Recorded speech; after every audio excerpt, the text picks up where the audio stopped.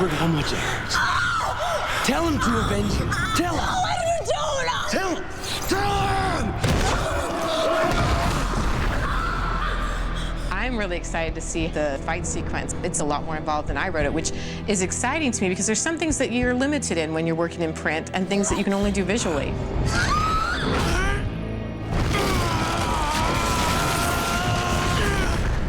I kept reading the scene several times because I really wanted to see, how do you kill a vampire? What are the exact details? How did the action go down? And I thought, let's really see it. Let's get into the action. Let's make it visual. Let's make it really alive. Ready, and action.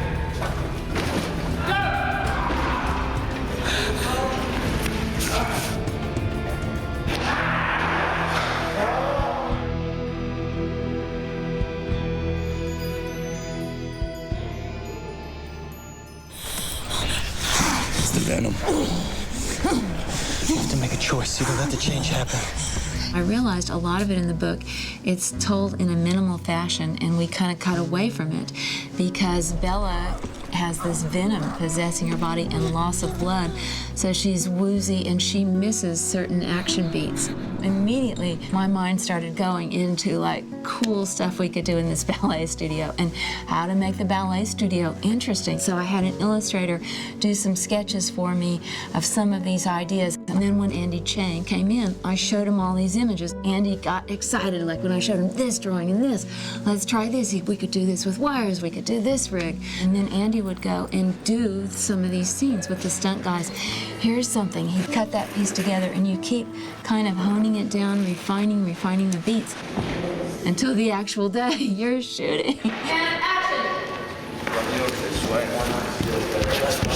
We decided to shoot the ballet sequence first because there was an idea that we might use some of that sequence for marketing and we need to get a jump on the visual effects. And then our actor, Cam Gigande, actually had another job right after that, so we had to compress all his work days into the beginning. I think it was very difficult for the actors because we hadn't had time to really organically develop the characters except in rehearsal. So on Kristen's first day, she had to walk into the ballet studio and confront the painful memories of her past and find out that, boom, her mother's not even there. Instead, there's James, the most powerful vampire, and she's probably gonna die. I didn't realize until I started the movie what I was getting myself into. So the ballet studio, we have 4 days to shoot this with first unit, 4 days with second unit, and we have to keep in our minds the continuity because we get to shoot the part with the real actors, and then we have to cut away. Second unit, after we finish, has to shoot the insert parts, and then we do the aftermath. So we're like literally changing pieces of walls. Any movie of this scale is going to have a massive amount of deliberation when it comes to having like a clear, direct line that everybody's going down. And if you're not going down the same line, you're just going to have a scattered version of a story that just doesn't come across. I mean, it was such a short period of time. It's strange because it's so brief, the scene, and yet you have to kind of get so much into it. It was very grueling that first week, because you had to have about a million thoughts in your head at the same time and also be tugged around on a wire everywhere. 3, 2, 1, action!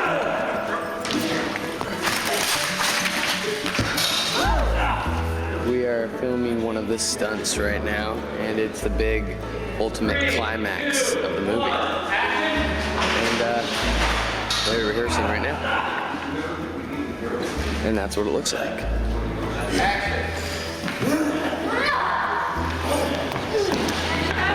This is James when he gets torn apart by the Cullen family and thrown into the fire. We've rigged this dummy with breakaway arms and heads. You can rip these arms off and then you can put them right back together for take 2. I am James. I am going to die in the fire. It's fun to play a vampire, I gotta say. In the ballet studio, we save the day. We get to jump down off the balcony, do some cool wire work. It's amazing. I've never been on wires, and you get to jump off a balcony 20 times and not die, you know? I do most of the programming for all the moves that are computer operated on the winches. Right, anything that's a little bit more complex move, we basically put a weight on that's roughly the weight of the actor, fly that around first. So if things don't behave exactly as we expect them to, we get to see them with the weight bag instead of a person. Action! It's a lot out of your hands. You're really kind of trusting other people, but it's a blast, yeah. Cam Gigande is incredibly, physical and really knows how to do a lot of stuff, did a lot of his own fighting in his last movie, so he was really comfortable getting on the rigs and fighting and holds himself well in the air. The fight training that I did on Never Back Down, it helps a lot with just the fundamentals and being able to have the coordination to figure things out quicker than I normally would. Cam is every day saying, "Tell Summit to let me do my stunts." But I saw a stunt double do some of the stunts, and the guy did get a little bit cut up. I'm like, Cam, I'm not cutting your pretty face, honey.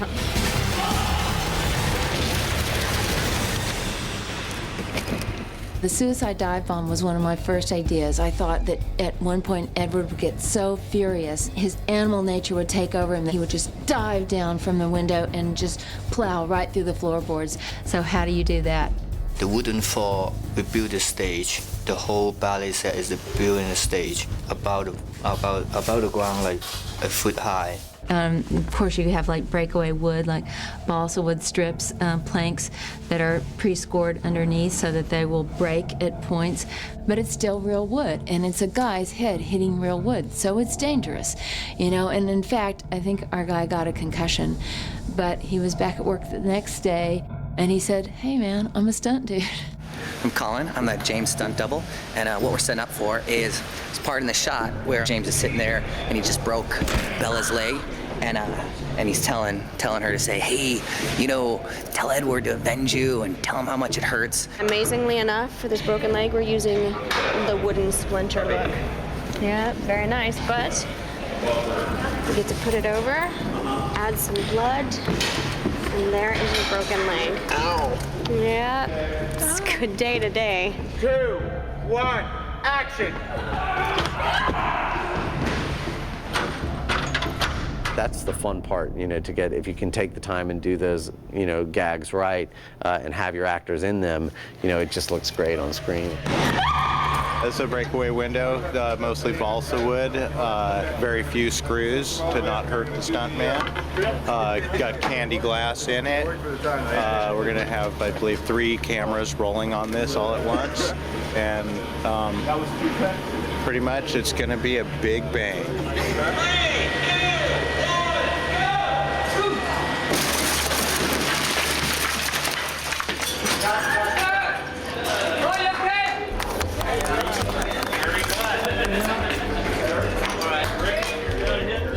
Everything was practical because a green screen gives a sense of unreality, and you're always working later on to make it not look like green screen. Whereas if you just do it for real, if you can, it's gonna look better.